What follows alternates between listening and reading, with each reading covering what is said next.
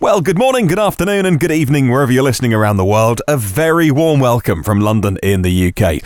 And here is today's news about electric cars and the future of transport.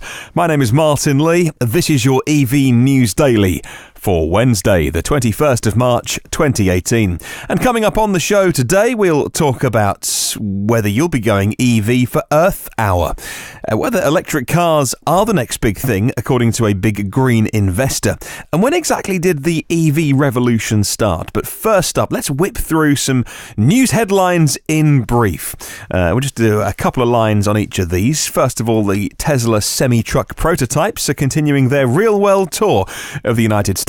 The silver one, because there's two of them on the road. Silver one spotted at the Dallas, Texas Service Center. But where will it go next? Well, the New York Times says that prosecutors in Munich searched BMW's headquarters yesterday on Tuesday, 20th of March, as part of their continuing investigation into an emissions cheating scandal. Munich prosecutors said in a statement they were investigating whether the software in some BMW diesel models functioned like a so-called defeat device. BMW said in a statement, and I quote, "In the course of internal testing, the BMW Group realised that a correctly developed software module had been allocated in error to models for which it was not suited." End quote. Well, Nissan LEAF sales are closing in on 10,000 per month. That would be 100,000 per year if you were to do a crude multiplication by 12. Well, February numbers are looking strong, almost 4,000 in Japan and Europe apiece, and that's about 6.5% of all Nissan sales in Europe. Add in 1,000 more for the US in February, and that's heading towards 10,000 last month alone. Now, if Tesla can't sort out their Model 3 issues, it could be that in 2018, it's the Nissan LEAF which is the biggest seller across the entire year. That would have been unthinkable only a few months ago. Well, I'm still banking on Tesla getting 5,000 cars a week made by July. That's what they promised to do. I think they'll solve their battery issues, and that would push the Model 3 way out in front. Playing devil's advocate, you could say that Nissan have got 3 factories on 3 continents, in 3 countries, Japan, UK, US, with established supply chains, and all of that experience, 3,000 per factory per month. Well, when you put it like that, doesn't blow your socks off. Anyway, in the US, the plug-in car grant of £4,500 off the price of a brand new battery electric vehicle still officially ends in 10 days' time. The government are still saying something will continue from April onwards, and they've no plans to change it. But they still haven't officially confirmed what will happen from April the 1st. And that's no April Fool. Well, next week we'll see a panel discussion on whether California should ban all combustion cars from the year 2040. It's being chaired by the GreenBiz and Verge writer, Katie Fehrenbacher. And she's asking for your opinion. So if you are a Californian podcast listener, she wants to hear your thoughts. It's Katie, Katie, Katie at greenbiz.com. And she's asking for your emails. Well, the Hyundai IONIQ Pure BEV sales were down in February, with 1,531 sold worldwide. And that's not good news. And it's hard to work out why. Demand is pretty high for it, judging by anecdotal evidence from what I see online.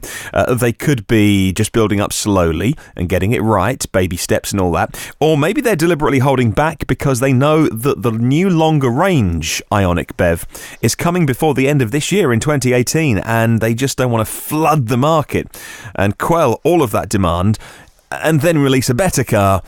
But everyone's already got the smaller battery IONIQ. Or maybe there's no conspiracy theory at all. Maybe Hyundai are just a little bit busy because the Kona deliveries are due to start in their domestic market of South Korea next month in April. Or at the very latest before summer. So that would be May, June. So maybe they're just really, really busy to make more IONIQs. Well, Pedro from Push EV's website, and I love that site, published an article saying that the current 40 kilowatt-hour Nissan LEAF was merely a stopgap car. And at the time, I thought that was really harsh on Nissan. They've made a great car in the new LEAF. Looks great, inside, outside, goes really well, great motor. Battery, he has good reasoning, you see. He says that the battery is not necessarily the best, newest cell chemistry. It's pretty old. No thermal management on the battery. And AESC, which is the company that makes the batteries, now they're an external battery supplier. Remember, used to be owned by Nissan, but Nissan sold it. Now they're an external company. They are pointing towards a very conservative BMS, a battery management system, because they don't want to take the risk. This external company now don't want to be lumbered with a bunch of dead batteries because they let the charging rates go too high. They'd be liable for that. So they've put some very restrictive BMS settings on that. It throttles the rapid charging to be on the safe side, particularly, they say, as when it starts to taper down pretty early. Now, today in my timeline, I saw two examples. And I won't say the people who that I follow that were doing it because I haven't asked them, and that would be impolite. But two separate people who have the new Nissan LEAF charging very, very slowly on rapid chargers. And it's 2 or 3 degrees here in the UK. And temperature, hot temperature, is not an issue. And now rapid charging isn't essential. Look at the new Zoe and how well it sells. It's something we'll watch because it's something which the new Nissan LEAF has been sold. It's been used as a sales tool to say, get your 80% in 40 minutes, or a line similar to that. I don't know, quote exactly that. Well, finally, for the news in brief, the Model 3 Owners Club have tweeted a new option that's appeared in the Model 3 configurator. It's the 20-inch sport wheels and Michelin Pilot Super Sport rubber.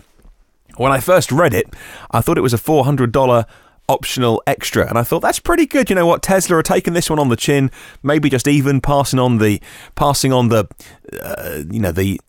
cost price for that. Yeah, no, I misread it. It's $4,000. If you'd like 20-inch wheels, $4,000 extra for your Model 3. Please. You know what? I think the 18, 19-inch ones look just as good for $4,000. Well, moving on then. Will you ever go EV? That's the question that the WWF are asking. Climate change is the biggest future threat to people and nature around the world, they say, especially in the polar regions. And if we don't up our action on climate change, we could lose almost 50% of species from the world's most precious places by the end of the century. And EVs are going to be crucial to looking after our planet. That's why the WWF are asking you to mark this year's Earth Hour with a pledge to make your next car an electric vehicle. And here's a thought. If you do own an EV, why don't you let a friend or a colleague or relative use it for a journey that they would have otherwise made during Earth Hour? You can get it insured for the day, really cheap, give them a taste of the power, the silence, the efficiency of an EV, and you might just convert another person. Well, moving on, and according to Bo Bai, he is the CEO of a private equity US-China green fund who invests hundreds of $1 million at a time. And he says electric vehicles is the next big thing in investment. Solar technology's been there for a long time. China's gotten wholeheartedly into solar, reduced the cost to a ridiculous level right now to break even in many areas, many regions. And he says electric vehicles is similar. The technology's advanced to a certain stage where mass production and logistics management with the cost means it's reducing very substantially. End quote. He predicts a ripple effect that's coming very soon as price levels come down to a level that is low enough. This is somebody who is very knowledgeable about green investments, and he is tipping EVs. Something to bear in mind next time somebody says they'll never catch on. Well, the next story is all about when the EV revolution started. Last week, Tesla celebrated the 10th anniversary of the start of the Roadster production. But when do you think the beginning of the modern era of electric cars really began? Well, according to CarBuzz, it was last week at the Geneva Motor Show. And I'll tell you why. They say it was the start of the mainstream era of electric cars. And if you were paying attention last week, you were witness to it. Everything Tesla's done, they said, has been the lead up to last week. 12 new electric cars announced at Geneva, showcased, not concepts, nor pretty sketches, but production-ready cars from big old car companies that are a lot bigger than Tesla. Well, bigger in terms of how many cars they can make. not always bigger in terms of share price. Well, the best news they say about the Jaguar I-Pace is that production's already underway.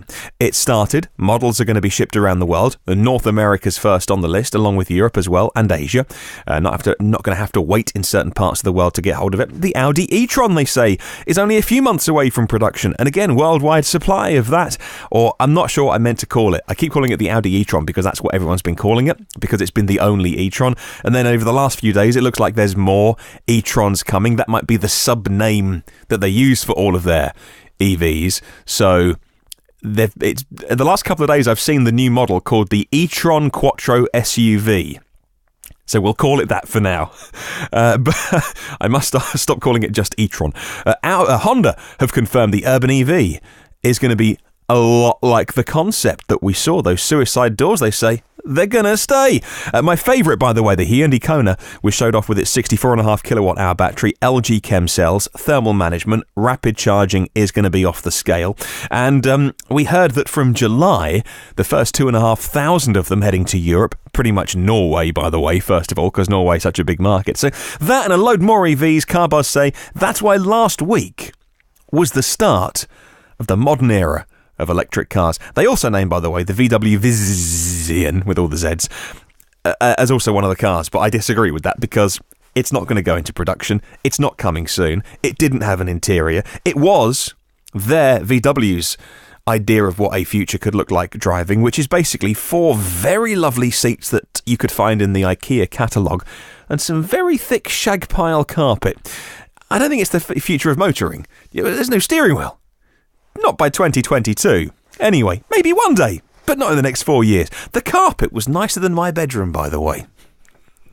I'd quite happily have the car just for the carpet. Finally, Toshiba recently unveiled a lithium-ion battery, which they claim charges fully to 100%, not only at 80% charge here, in 6 minutes, delivering a 200-mile range on full charge. Toshiba's next-gen SCIB lithium-ion battery will replace the conventional lithium titanium oxide anode with a titanium niobium oxide anode. So now you know. The new battery maintains the longevity of the previous older configuration, promising a life cycle of 14 years, assuming a full charge-discharge once per day. And you don't really do that to an EV. You don't do a full battery cycle every single day unless you're doing lots of long distances. 14-year battery would be incredible. Most car manufacturers offering an 8-year guarantee at the moment, aren't they? Some of them are lifetime, like the Hyundai IONIQ in North America. That's got a lifetime battery guarantee, whatever that means. Anyway, I'd love to spread the word about electric cars. If you can, please share the podcast with someone else who might be interested. Every previous episode is available for free on iTunes, Google Play, Spotify, YouTube, TuneIn now, and the blog, evnewsdaily.com. You can subscribe, which means you get it free, you get it first, and you get it automatically, so you haven't got to worry about remembering. So go and subscribe now. If you want, you can rate and review. Takes 2 minutes. Would mean a lot to me. Say hi on Twitter at EV News Daily. Have a wonderful day, and I'll catch you tomorrow.